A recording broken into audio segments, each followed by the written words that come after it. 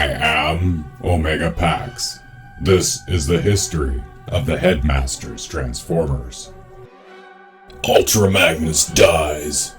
Ultra Magnus Dies is the 24th episode of Transformers the Headmasters. It first aired in Japan on January 22nd, 1988 on Nippon TV. The Decepticon Headmasters engage in a stealth mission, sneaking into the Autobots' northern outpost on Earth in their small robot forms and successfully eliminate all personnel without alerting the Autobots' main force.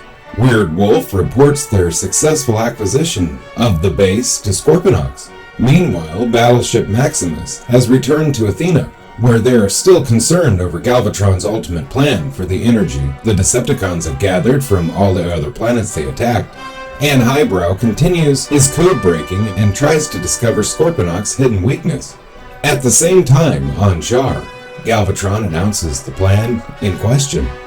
As Scorponok has already deduced, he plans to incorporate the Earth into his system. With the specifics of his goal left unsaid, Six-Shot privately cautions Galvatron to be aware of Scorponok's and his own ambitions.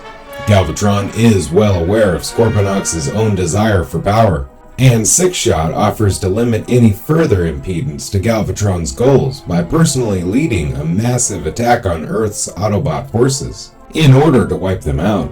Elsewhere, Scorponok contacts Weirdwolf on Earth and announces that it is time for he and his headmasters to begin work towards their own goals, simultaneously working to steal energy from Autobot installations and forcing Galvatron into fighting the Autobots himself. Also, Scorponok may take leadership of the Decepticons once again. Six-Shot mobilizes Trypticon, the Combaticons, the Terracons, and the Horrorcons, and initiates an all-out attack against the Autobots' energy facility in Miami. Word soon reaches Ultra Magnus at Autobot City, who, unwilling to burden Fortress with any further problems, dispatches the Trainbots and Technobots to deal with the threat. Back on Athena, Daniel and Wheelie are helping Highbrow in his code breaking, but have thus far met with failure. The two youths are particularly dismayed when Highbrow has them start the whole process over again from the top. Fortress charges Punch with informing him of Galvatron's movements and confers with the other Autobots on the situation. Even the hot-headed, overeager Hardhead admits that he has bad feelings about the current situation, stunning everyone into a horrified silence. On Earth, the battle goes badly for the Autobots. On the outskirts of Autobot City, Ultra Magnus is confronted by Six-Shot himself, who attacks the city commander with his manipulation powers and multiple transformations.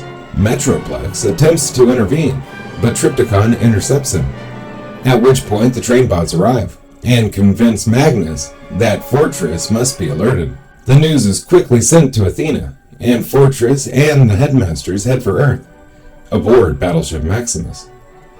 Sound Blaster in turn relays this to Galvatron.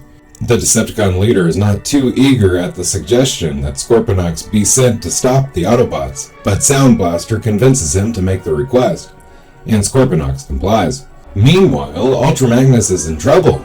Six-Shot has manipulated himself into 6 forms, each one adopting one of his alternate modes, to strike Magnus in painful succession. As the Horrorcons hold off Raiden, Six-Shot makes his final deadly move, revealing his secret 7th mode, combining all of the strengths of his 6 modes into one, the Wing Wolf. Simultaneously, Battleship Maximus and Scorponok arrive on Earth, but Galvatron's fears are realized, as Scorponok completely ignores the battle and telepathically contacts the Decepticon Headmasters to check up on their progress.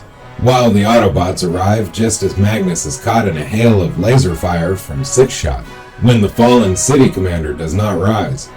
The enraged Headmasters enter head formation and knock the ninja out of the sky. Fortress cradles Ultra Magnus' broken body, as with his last words, Magnus wishes for the Autobots to defend Earth and dies. Swept up in righteous fury, the Headmasters pummel Six-Shot, forcing the villain to retreat. Ultra Magnus' body is loaded into a funeral barge, and Metroplex requests that, rather than be fired into space, Ultra Magnus' body be buried somewhere on Earth. that he loved so much. With the barge aboard Battleship Maximus, a burial spot is selected, a small cave on the coastline, and Magnus is submerged beneath the waves as the sun begins to set at civil twilight.